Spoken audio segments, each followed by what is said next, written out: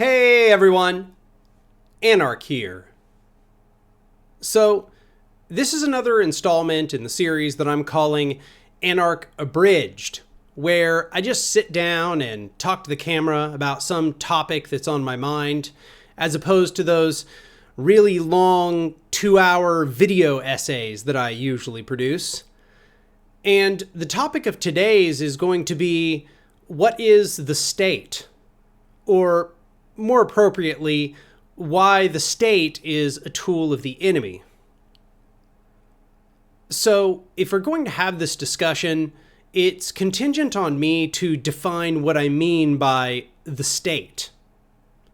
And this topic is one where there's been a lot of contention, not just between leftists, but between all parts of the political spectrum.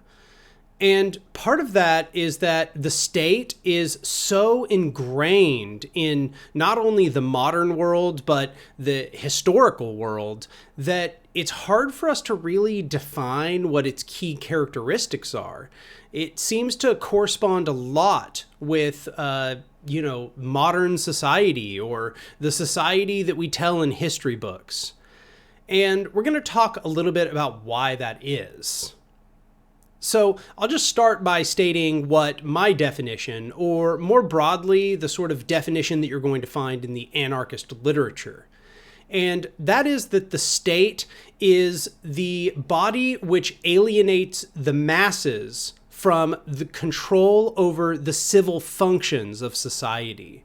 So they are alienated from the ability to adjudicate court cases through the courts and judges and the legal system. They are alienated from the ability to solve their own disputes by the police. They are alienated from their ability to defend themselves, not only by the police, but by the military apparatus. They are alienated from their ability to make decisions about how society is going to move forward by the legislative system or the judiciary. In a variety of different ways, they have all of their decisions made for them. So this is often sort of distinguished from the economy, where obviously economic relations play out. The private property ownership takes place there. The trade of goods and services, the currency and the trade of currency, and so on takes place in the economy. But in this understanding, it has to be recognized that there is sort of a fundamental interconnection between the economy and the state. And this is a pretty commonly recognized fact on the left. The Marxists, for example, often define the state as the means by which one class oppresses another, or by which class rulership is maintained. So there's a lot of reasons why the Marxists think of it this way. One of them is that economics is really the key driving force in Marxism, whereas in anarchism, class rulership or hierarchy is defined in a variety of different ways, or rather, it takes place through a variety of different means. But this conception of the state is not necessarily held everywhere else. Liberals, for example, will often hold by a conception that the state is a sort of like representative of the people. It's almost like a stand-in for their needs and interests. And this is where we get this sort of concept of like civil servitude, where we elect a representative and then the representative makes decisions on our behalf. They represent us. So the anarchist rejects this conception, but some people who might call themselves Marxists could possibly agree with this conception, depending on what kind of Marxist you're talking about. So take, for example, Leninists and Stalinists and Maoists and so on. they all conceive that so long as the representatives are part of a state system wherein the state represents the working class, then the state is a tool of class control for the working class. So they might sometimes call this sort of state a worker state or a proletarian state. The anarchist objects to this on the basis that no representative system is actually representative of the masses. It always sort of transfigures a class control. And this brings us to the reason why these contentions can be sometimes hard to work out. And that is because the state and class society seem to coordinate very closely. It seems as if the state has arisen directly in coordination with the rise of class society. When we look at societies wherein there was no significant class delineation or class rulership, what we see is that there was really no state apparatus. Or rather, there was not anything like the state apparatus we might recognize. Now, there are definitions of the state that I'm really not going to pay much attention to here, and that is, for example, Max Weber's definition that the state is essentially an armed body of violence that has control over a particular portion of land.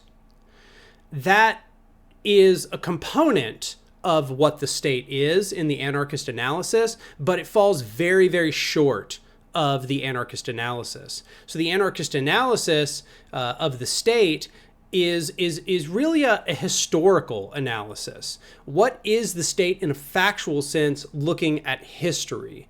Whereas the Marxist conception of the state might be said to be a conception of what the state could be as a tool of class rule or proletarian rule. So the state has historically been a tool for class rulership and hierarchy and so on, but many Marxists might conceive that there is a possible state that would enforce proletarian class interests, and that would be a state that represents the masses. But what the anarchist notes is that the creature which we are calling a state, what it is, where it has arisen from, is a tool specifically built to separate the masses from control of society. And that's why the anarchist definition involves alienation. So I use this term alienation for those of you who are familiar with Marxist theory. This may seem familiar insofar as we're talking about like the workers being alienated from the means of production. They're alienated from the product of their labor. They're alienated from their fellow workers and so on. And what we mean to say is that they don't have control over that thing. And what we know is that when people are separated from control over a thing, that thing can become decoupled from their interests. That thing can then be those who do have control over it can push that thing away from the interests of those people and toward their own interests. So in the case of the economy, because the worker is alienated from control over the means of production, control over the production process, control how all the decisions will be made in an economic sense, what that leads to is what you might call economic alienation.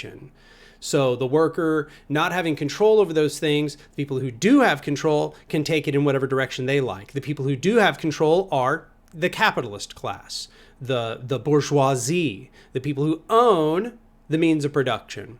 And so the management of the means of production proceeds towards the interests of the bourgeoisie, not the workers. And so the workers are alienated. Okay, and this is whatever. We could talk about this way more in depth. I'm not going to get into Hegel and all of that.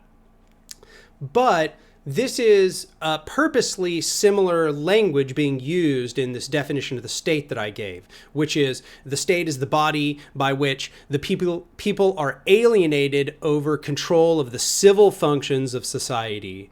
And I expect I'm not going to have to parse out what I mean by civil functions of society. I gave some examples. I think you understand what I'm saying.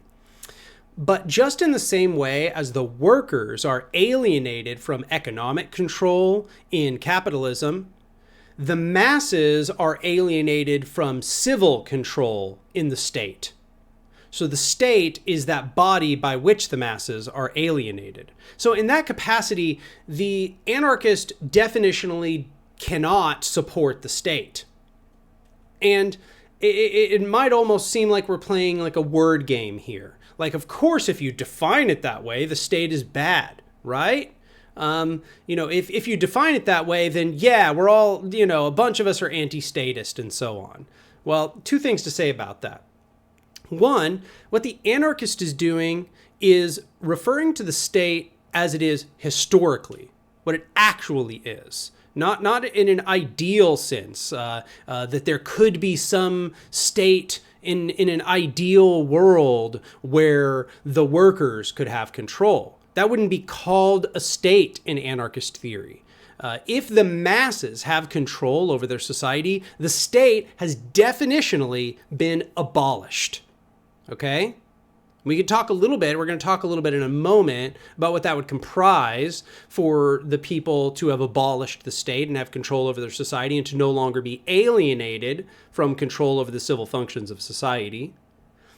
But I think what I'm really trying to point out here is the anarchist is putting their finger on what the historical phenomena of the state is. They're not talking about some theoretical phenomena the state could be. They're talking about what the state factually is. And they're trying to build an alternative body to what the historical fact of the state is.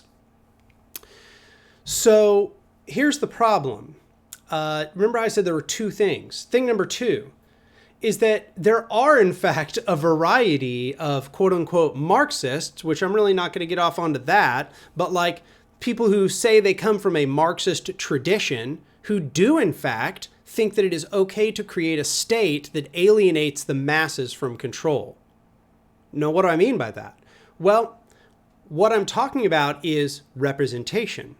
So you remember how just a moment ago what I was saying is the anarchist doesn't believe in this concept of representation.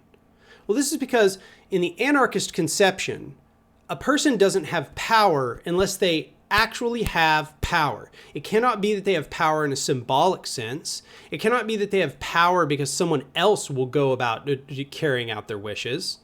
It has to be that they can actually vest control over society, okay? You have power in that sense insofar as that you actually can vest control over society. So that means that a representative system disempowers you because you are simply voting for somebody else to have power, and then you're hoping and dreaming that they will use that power in your interest. So this is a part of the core critique that anarchists have of representative democracy, and this is part of the reason why you'll see them say that they're anti-democracy in a general sense. They're often just saying that they're anti-representative democracy. But part of the critique of representative democracy is that. It's that I'm alienated in the same way as that I would have to like trust the capitalist in the economic sense to carry out my interests as a worker. Why would they do that? They have all the power. They can take it in whatever direction they like. They can control the means of production as they please. And in the same way, a representative can control the state apparatus in any way that they please. I don't have direct control over that representative. I can vote them in and out, but they're on a term. It repeats. And I cannot say that I simply want to abolish the representative system and then simply take power back. Instead, I am stuck voting for representatives over and over and over structurally, okay? This is what we call a hierarchical power structure because I do not have a choice about how my power is routed and rerouted, delegated and revoked. I'm instead locked into a structure wherein my power is alienated from me, okay? This is why that anarchists describe capitalism as a hierarchical power structure and the state as a hierarchical power structure. They're forced into a situation where they must have their power alienated. Okay? So that was a big bracket there. Returning back to point number two, there are a variety of socialists or people that often will call themselves quote unquote communists with a big C that want essentially a representative democracy, but where minor changes have been made to the functioning of that representative democracy such that it, quote unquote, represents the workers. So their idea is that, the state absorbs all of these functions of the economy, okay? So what we call state capitalism. They absorb all these functions of the economy, they nationalize industry, and then the state now has control over that, and the workers get to vote on representatives that will staff the state. So generally, this takes place through sort of like a workplace elections. Take, for example, the USSR. What would happen is you would elect somebody to be your sort of like workplace representative. Then there would be another layer where all the representatives would get together and they would vote for another layer of representatives. And then they would get together and those would vote for another layer of representatives, and so on and so on and so on. There'd just be this like layer after layer until at the very top, you've got them essentially voting on the party cabinet, and the party cabinet is voting on the dictator and all of this, okay? But I think what you'll notice, the key characteristic here, is that we really haven't eliminated alienation of power over the civil functions of society. What we have is an aspect of alienation remaining, and therefore, as we have discussed, where there is some power that people cannot vest control over, that power can wander away from their interests. And this is precisely what we see in all of these authoritarian left projects, wherein the state nationalizes industry, vests control over the economy, and then functions under a representative system. All that happens instead is that they become the new capitalists. The state becomes the new boss. The workplace doesn't really change. The workplace continues functioning much as it did under capitalism. The only difference is, that the person who quote unquote represents you is no longer a capitalist, but instead a functionary of the state, which is, cold comfort to people who are exploited. I mean, that sounds nice, but ultimately they can't vest control over their workplace nonetheless. And so this system wherein the authoritarian left tries to claim the state, nationalize industry, and so on, which once again is not called socialism. That's not socialism. That's not communism. That's called state capitalism, okay, where the state becomes the new capitalist. That has failed to bring about a situation where the people actually have control over the functions of society, either the civil functions of society, that's the state, or economic control over society, that's capitalism, thus state capitalism. So what you have is essentially then that you haven't created a liberatory system. You haven't created a system which fights back against the fundamental factors that make people disempowered. So what that means is you haven't fundamentally changed the foundational facts of what builds society. You may recall in my video, Revolution versus Reform, where I discussed that dichotomy. Revolution means that you have fundamentally changed the foundations of society from the previous iteration. So what that means is all of these state capitalist quote-unquote revolutions were in fact capitalist revolutions, because they are not fundamentally, foundationally different from capitalism. They've not eliminated workers or eliminated the alienation of workers from the means of production. They've not eliminated the alienation of the people from the civil functions of society. They instead maintain the civil and economic structure of capitalism, but with, expansion of state power in the process. So this is why sometimes you'll see me and other people say that authoritarian socialism or state socialism is actually just a form of social democracy on steroids. It's essentially where nationalization of industry, which is seen in social democracy, has gone to a very high extent. Where welfare programs have been extended to a large degree. Which once again is something you see in social democracy. But what has not happened is alienation has not been eliminated. So this is part of the anarchist critique of state socialism.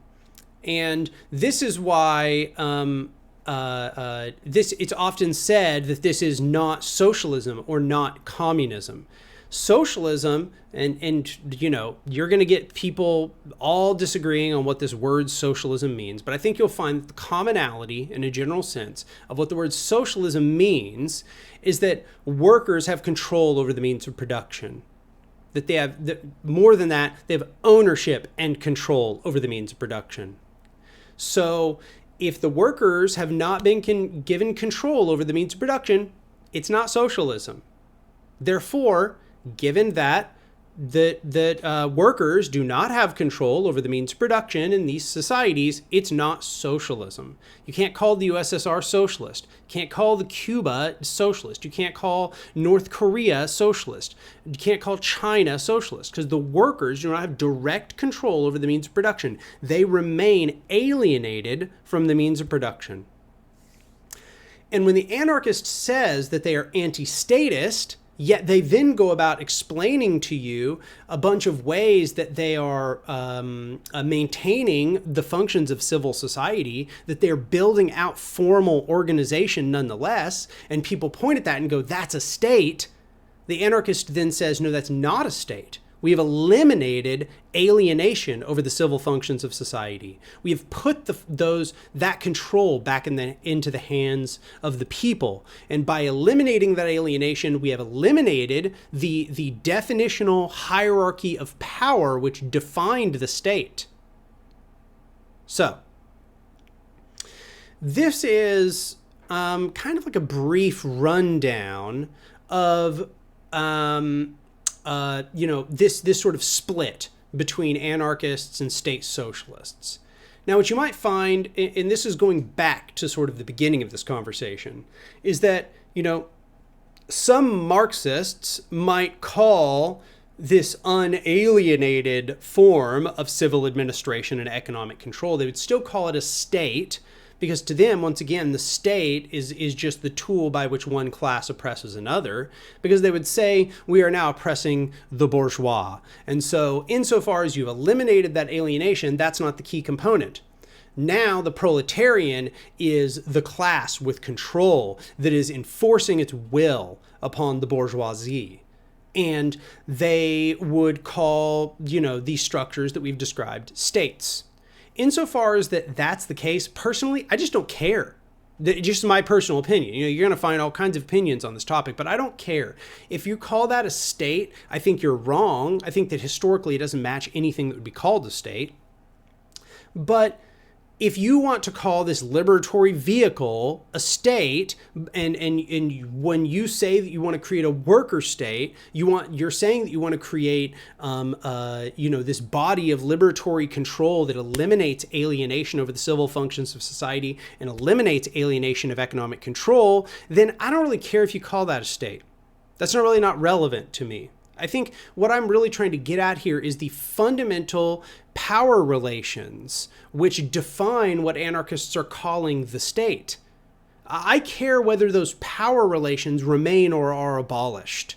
Okay? And if you want to call this a state when the workers have control, whatever. It doesn't match anything historically we would call a state, but it's fine. I could still maybe even consider you my ally, even though I think you're confused. You could still be considered my ally if that's what you called the state. But I think what you're going to find is that is a vanishingly small number of Marxists who view it that way. And if they do view it that way, they are trying to salvage a broader discussion. That is to say, they want to call this vehicle, which has eliminated alienation, a state, because they want to make it equivalent to a state that hasn't eliminated alienation. And I think that's really one of the crux of the problem, is that they want to broaden out the definition most of the time. I'm talking about Leninists and Maoists and Stalinists and so on, okay? They want to broaden out the definition of the state purposely so that we can't discern between different kinds of states.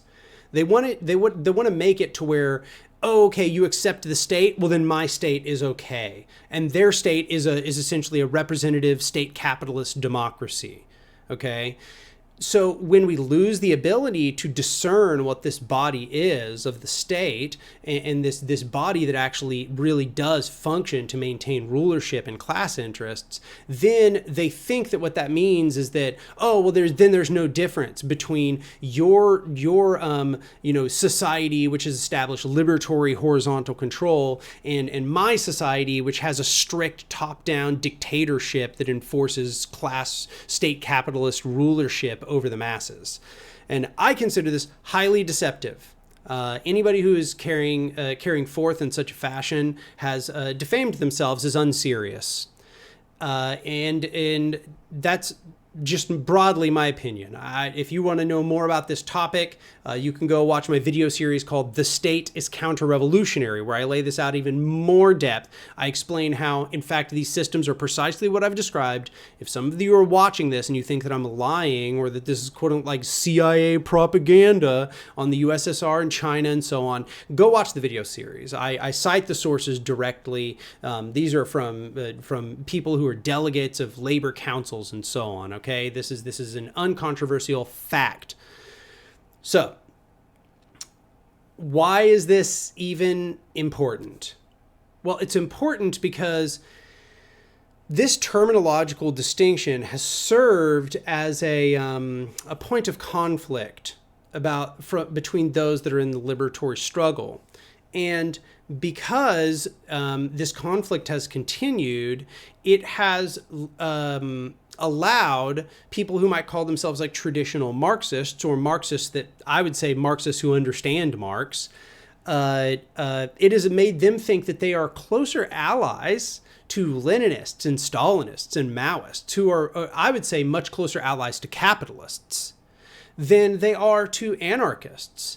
If you have that traditional understanding, that traditional Marxist understanding of a dictatorship of the proletariat, which, sorry, that's a new term, a proletarian state or a worker state, and you think that that is similar to what the anarchists propose, then you should be much closer allies of the anarchists than of these authoritarian leftist strains. They have exposed to you that they don't care about your theory, they don't care about the foundations, they don't care about a liberatory or revolutionary struggle. What they really care about is bolstering a sort of state capitalist dictatorship. I know I rambled on over the course of this video. Hopefully that was informative to you, though. Hopefully that gave you some foundational understanding of what the anarchist means when they say the state, and what their critique is of the authoritarian left, why the anarchist defines the state in such a fashion, and why this topic is important. I hope that was educational for you. I'd like to remind you that this channel has a Patreon. My Patreon is patreon.com/anarch. Every single patron is greatly appreciated. I cannot tell you how big of a difference that patrons make in my life. Every time I see one come through on my email, it makes me very happy. It signals that I'm going to be able to spend more time on this channel. So just understand that that's what that means when you become a patron. You are giving me the ability to spend more time on the channel, more time on these videos, more time on those big marathon video essays that you may or may not be here for. You also give me more time to be an organizer, because I'm an active organizer in my community. And when I have to work or do gigs, it means that I get to spend less time being an active organizer, writing theory, creating those videos, and so on. So I just want to say that I appreciate you all for watching. Don't forget that if you liked this video, go subscribe to my channel, click the upvote, click the like button, and if you have any comments whatsoever, go engage in the comments section. I still respond to comments quite often, and there's usually very lively discussions there. But I appreciate you stopping by, and hopefully this video was interesting to you. And I'll see you next time.